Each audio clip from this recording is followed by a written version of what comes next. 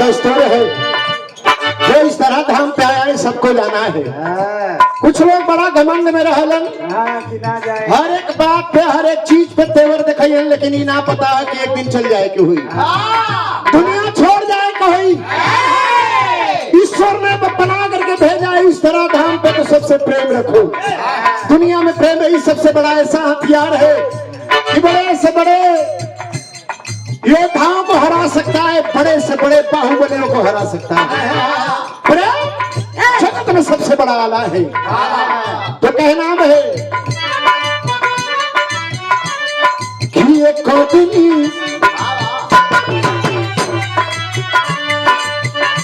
दिन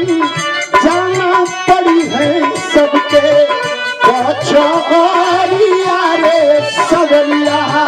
वही के ललकी चुबरिया।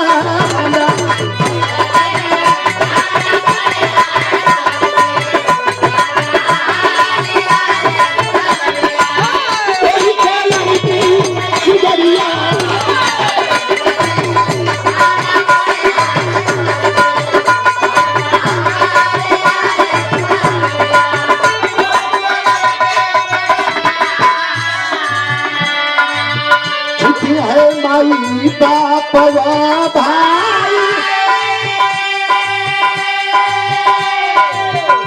जगत में सबको जाना है, सब साथ छूट गए।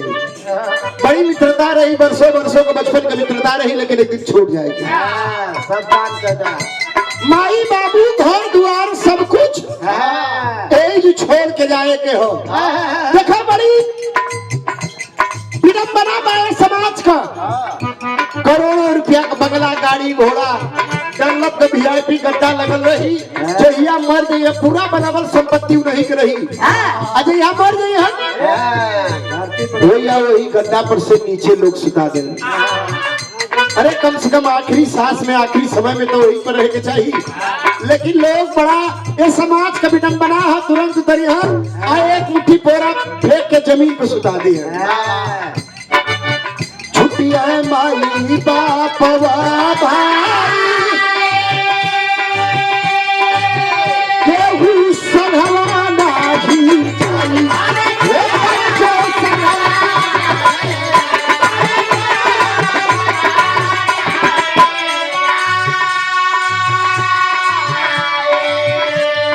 अपनी है घर ही कलो गवा कसी कसी सारिया रे सवरिया, वही के ललकी चुबरिया।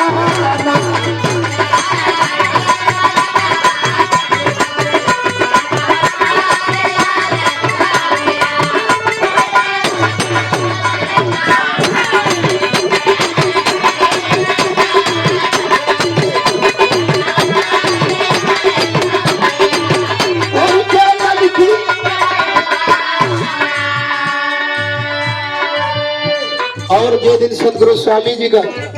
जे दिन परम पिता परमेश्वर का बुलावा आज सब कुछ छोड़ने को हुई। चाहे कितना हो बंद कर लो शीशे की जार में, या चुनवा दो दीवार में, या रस्सियों से बांध दो हाथ और पांव को, लेकिन जिस दिन बुलावा आ जाएगा उस दिन सारी हथकड़ी टूट जाएगी, सारे बंधन खुल जाएंगे, दीवार फट जाएगी। शीशे की जार में जिसे चुना गया था वो शीशा टूट जाएगा। यही दिन ताकि पलम आई कौनो बहाना ना चली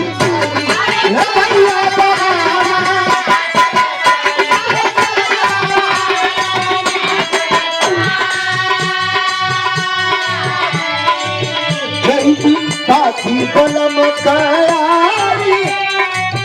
कौन बहाना ना चली।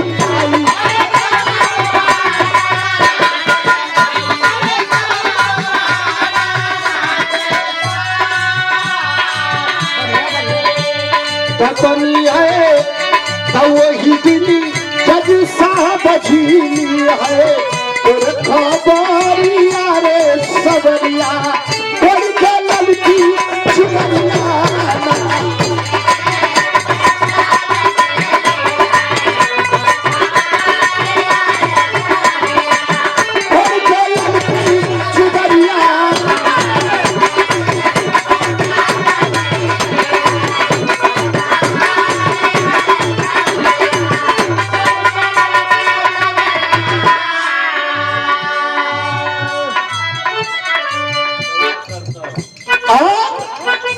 जवन करम कमाई कैले रे बा वो कीर्ति होले वो गुणगान लोग गावलन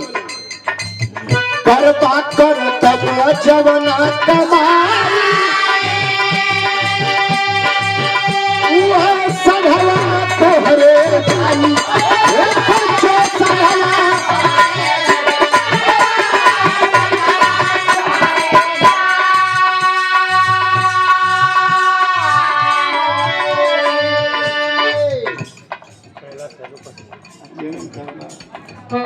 और देखिए सरदेसरी कैलाश यादव पसियाई की धरती से ये बहुत रुपए करके सम्मानित के प्रणाम करते हैं चरण स्पर्श 100 रुपए लगी बात भोजन भी स्टार्ट हो गल भैया जय भाई नहीं जे खाए कोई तो उनके छोड़ के धीरे सलाह के अपन विवाह भी आनंद लेते रही और भोजन भी कर लिया क्यों भुलाए मत जाई वैसे जमाना इतना बदल गया कि केहू कोनो चीज में भुलात ना हो सबसे मेन चीज तो खाए में और ना भुलाई दोहरा देखो तो भुला जे खाए के भुला जो पगले ने कही मतलब की आदमी काहे जे खाए भुला जाई और हमनो गावल जाला रात बिरात कहीं भी गावल जाए तो बड़ा लोगों ने अनाउंस करावलन कि भैया तनी कह दिया कि खाए के अंगली आजकल जमाना बदल गया खाद भी हो सीधा भी ले जात हो तो कहना मैं कैसे कैला करू तब जवन कमाई वो सधवा तोहरे जाई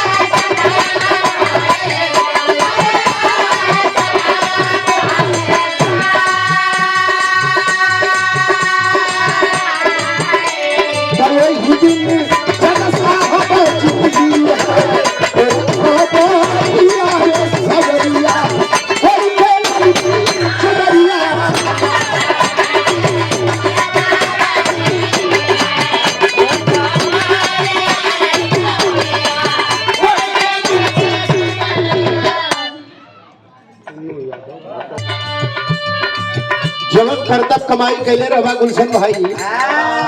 पूरा हिसाब हुई कोठ गाड़ी चलौने हुआ एको छुट्टी ना कोठ बियाह कैले हुआ इहो कुल हिसाब किताब होई पूरा लेहिन में भगवान के एक दिन लिया जरूर आखुल यही भी देवे के हो हिसाब किताब पूरा यही चुकावे के हो अरे कितनी टाइम जरूरत हुए है की कई लाख कर तब जवन कमाई सधवा तोहरे जाई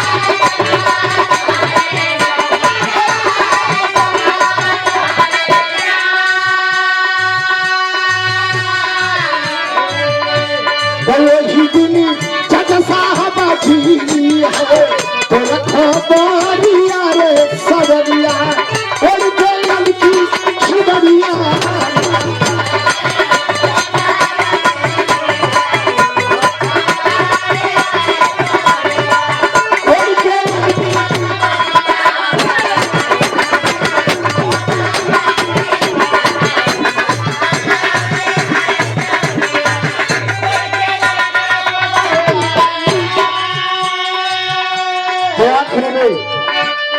कहना में भाई जे जौने जगह रही चाहे चोरी करा चाहे डकैती करा चाहे जवन मन करे तवन करा भगवान ही ना कहले हुन कि तू जवन कुछ भी करा तो मत करा चोरी करत हो तो मत करा भगवान खुला छूट दे के भेजले हुन लेकिन एक चीज कह के भेजले हुन मात्र 1 मिनट परम पिता परमेश्वर के लिए अपना ध्यान तन मन धन सब लगा दो अर्पित कर दो पूजा ठड़कों में होला जादू में होला कमों में होला भगवान जी ना कालम की तू घी का 2.5 किलो 5 किलो लड्डू चढ़ावा अगरबत्ती मजे के 12 ही कुलना पूरे अगर शक्ति है तो एक अगरबत्ती धरा दा हाथ जोड़ना वो ना हाथ जोड़ के दिल से स्मरण करना पूरा जीवन तार हो जाएगा सतगुरु शरण में जाई पधारा आपन बिगड़ल करम सुधारा